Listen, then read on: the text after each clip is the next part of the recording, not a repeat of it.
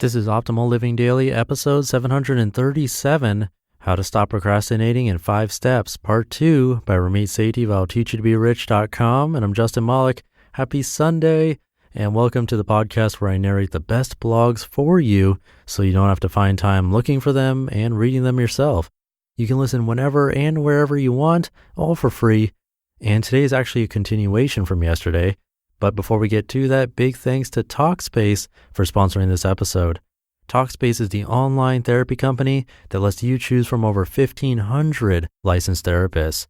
Get matched with a perfect therapist who can put you on the path to a happier life. For a special offer just for our listeners, visit Talkspace.com/old.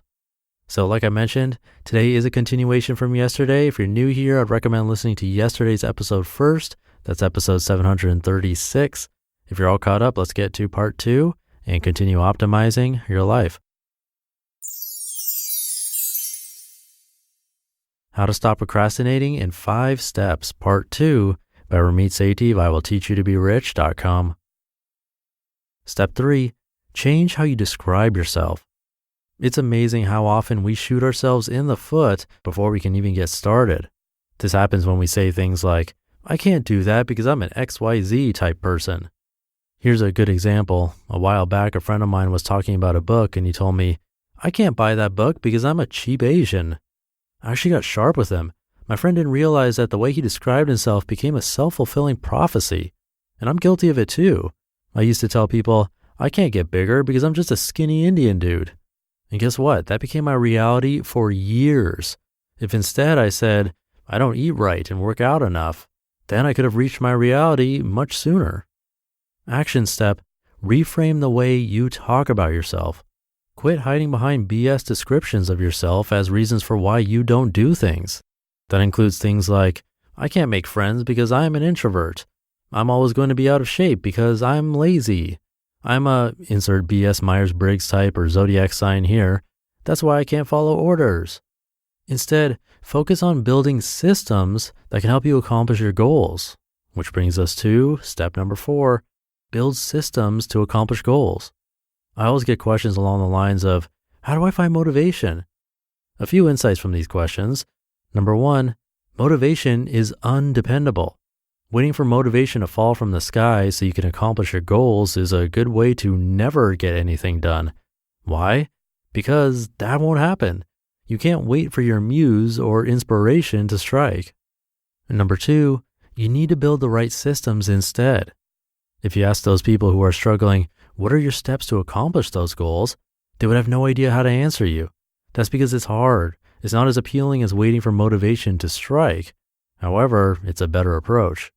So instead of waiting to be motivated, take your goal and ask yourself, what does it take to accomplish my goal?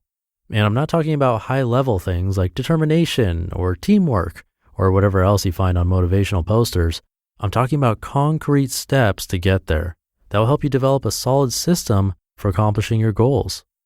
Action step, break down your goal into smaller steps. Let's take a look at a bad goal and compare it with a good one. Bad goal, I want to get fit. This goal is terrible. How many million Americans have told themselves this and gotten nowhere? This is because it's vague. There's no concrete action to it.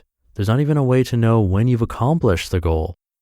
Now let's take a look at a better way to approach it. Good goal, I want to eat 3 healthy meals a week and go to the gym 2 times a week for 15 minutes. Love it. Notice how I'm focused on the process first by starting off small with 3 healthy meals a week. Also, it's only 15 minutes at the gym. Anyone can do that. Over time, you can scale upwards. Maybe start eating a healthy meal every day. Start hitting the gym a little bit longer each time you go. Before you know it, your waistline is smaller and you have some muscles to show for it. Do this with your own goals. Maybe you want to get a new job? Start by applying for 1 job a week. Maybe you want a scholarship for school? Start by simply checking out a scholarship book at a library. These small steps will lead to big results. And when you're making these systems, I suggest putting it all on a Google Calendar. I do this with all of my goals. If it's not on my calendar, it doesn't exist. Step 5, reward yourself for your work. Did you know that eating more chocolate can actually help you exercise more? Seriously. According to habit expert Charles Duhigg, Rewarding yourself after a job well done can help create powerful shifts in your mindset. And he would know. He literally wrote the book on the subject with The Power of Habit, one of my favorite books on behavior. Something like eating chocolate at the end of a workout, for example, is a simple way to ignite the reward centers in your brain and cement the good feelings that are required for a habit to take root. A while back, I was able to sit down with Charles and talk to him about the importance rewards play in helping habits stick. You can check out that conversation in a video on this post. Action step: ask yourself, what habit do I want to start, and what will I do to reward myself for taking action? Here are a few suggestions to get you started. Every 25 minutes of deep work you do, give yourself a 5-minute break to do whatever you want, aka the Pomodoro technique. After you hit a savings goal for the month, buy yourself something you want, like a pair of shoes or a video game. After you cook a healthy meal, take in a few episodes of that Netflix show you've been meaning to check out. The reward can be anything you want as long as you genuinely enjoy it. The truth of procrastinating. If you want to truly stop procrastinating, you have to come to terms with 2 truths of productivity. Truth number 1, we all have the same amount of time in the day, so stop blaming time or your lack thereof. It doesn't matter if you're Bill Gates or a busy parent. You just need to learn how to manage your time better. Truth number 2, you don't have to be an emotionless robot in order to stop procrastinating. Focus and time management are about mindsets and simple yet powerful shifts in how you approach your to-dos. By adopting the right mindsets, you can create habits that stick instead of struggling to get the simplest of tasks done. You just listened to part 2 of the post titled How to Stop Procrastinating in 5 Steps by Ramit Sethi of I'llTeachYouToBeRich.com. And thank you to Talkspace for their support.